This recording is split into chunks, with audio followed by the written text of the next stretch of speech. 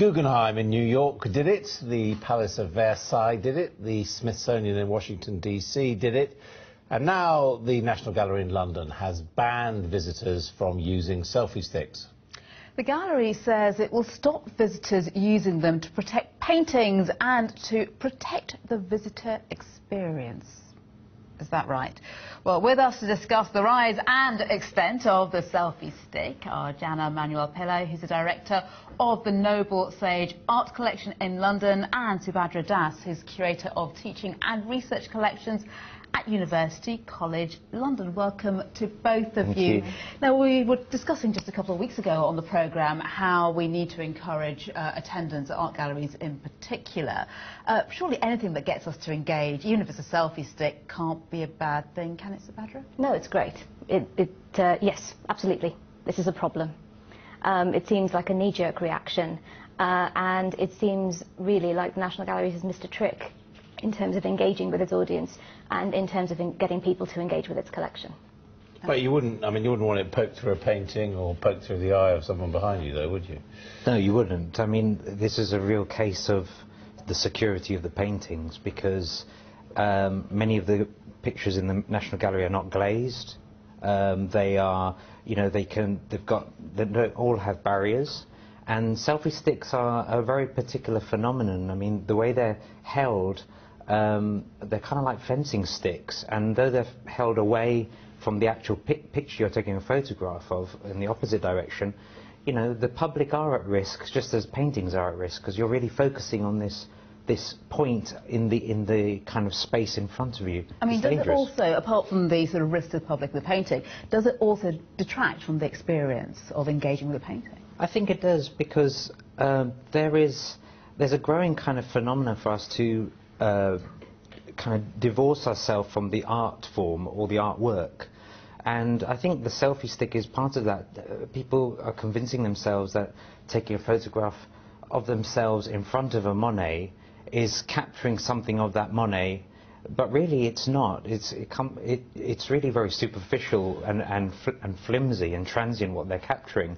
And it might be arguable that it's engaging with the artwork, but the reality of it is galleries are about looking, about cultivating looking. That's what they're there for enjoyment, rest, pleasure. Subhadra, when did photography start being allowed in major galleries? Because, from my memory, it's banned. Well, the general practice is that you don't allow photography using flashlight because that damages the works. But it's generally the case that ever since mobile technology came in, it doesn't really make sense to police it because everyone's got a mobile phone. Yeah, that's the point, really. The phone is already winning because everyone's got a camera now. Exactly. And I think when you're talking about a person's experience or a person engaging with it, whose experience are you damaging? Is it perhaps a more traditional audience for the National Gallery, which tends to be older and possibly whiter? I suppose I start going like this. It's unfortunate that I said older and whiter because you did that. So whose experience is it that you're damaging? Because and this could be, you could be perfectly enjoying this. It may not be the same kind of meaningful experience. I personally find it off-putting, but I don't feel like it's for me to say to you that this is not necessarily the most engaging way to work with something. No, because as an individual, that's your own experience. A measure of good manners not to disturb someone with your activities in a communal space? Well, it's an art gallery, so it's not your own personal space in that sense. True. But anyone's experience with the painting is always going to be an individual. It's a communal space. You're sharing with someone else, but if you're waving one of these things around, you're imposing yourself. Yeah, but my experience in galleries is that people wave their children around. Are we going to stop saying like 5-year-olds can't come into a gallery? Well, if someone does wave their children around, if it's not a selfie stick, how do I engage them then? Sorry, how do I engage them in going to art gallery? Well, only if you take a selfie stick you're going to engage them. No, I'm not, but I don't take a selfie stick. There's plenty of ways. There's workshops, there's clipboards often on offer, particularly in the National Gallery, where they can look at the work, and even adults can look at the work, and that's what it's about, cultivating looking, and clipboards and looking with your eyes, inquiry.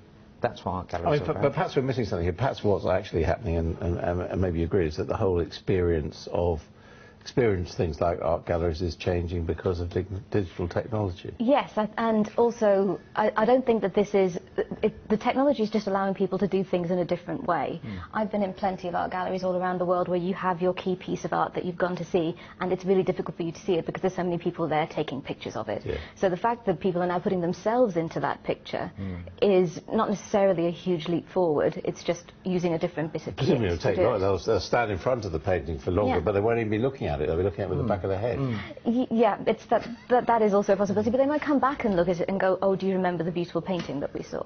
And also you're making an assumption about how deep that experience was in the first place. The National Gallery is there to showcase this work, but it can't police what people do with it or how they experience it. Should we blame social media for this then? Because the whole point is surely you take your selfie and you post it somewhere. No, I'm not. I'm not a technophobe. I'm a fan of social media. I use it myself in my gallery and so on.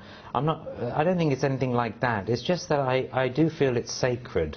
The place between, that space between the art object or whatever it is in a museum or gallery and the person. It's a sacred space, and I think that the selfie sticks do interrupt that. They are intrusive. Would you take one of these then? Well, no, I wouldn't. I wouldn't even get it to work either. as you probably saw in the lead into the introduction. But we'll just right. Everybody say cheese. Okay. We can get that one up in an art gallery. So, did you ever see selfies appearing in an art gallery anyway? Is there a scope for that? Well, I mean, the argument is the self-portrait is one of the earliest forms of art, and I mean, you could be stopping current artists and modern artists from going in and doing cool things. They can be artistic, absolutely. Well, that's the topic. If you're an artist making a thing with a selfie stick, then should you be permitted? Yeah. Well.